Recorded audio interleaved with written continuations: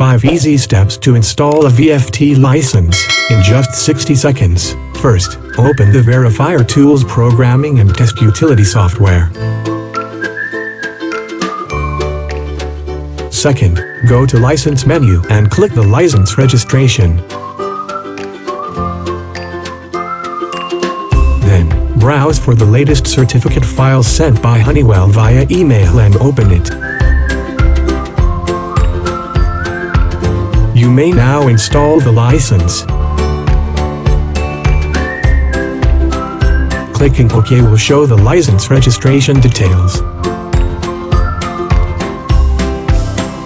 After the successful license installation, please close and relaunch VeriFire Tools.